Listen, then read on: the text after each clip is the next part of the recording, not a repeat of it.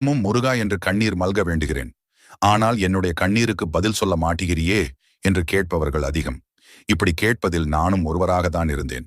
இந்த வீடியோவில் கூறியுள்ள மந்திரத்தை கூறினேன். என்னுடைய வாழ்க்கையில் இருந்த பிரச்சனையெல்லாம் நீங்கி நிம்மதியாக இருக்கிறேன். அவை என்ன மந்திரம், எப்படி கூற வேண்டும் என்பதை இந்த வீடியோவை முழுமையாக பார்த்து அறிந்து கொள்ளுங்கள். முருகனை நம்பினால் முருகனுக்கு அரோகரா என்று சொல்லுங்க. முருகனுக்கு உகந்த நாளான செவ்வாய், சஷ்டி, கார்த்திகை போன்ற நாட்களில் ஏதாவது ஒரு நாள் முருகன் ஆலயத்திற்கு செல்ல வேண்டும். ஆலயத்தில் ஒரு இடத்தில் அமர்ந்து மனதை அலைபாய விடாமல் ஒரு நிலைப்படுத்த வேண்டும்.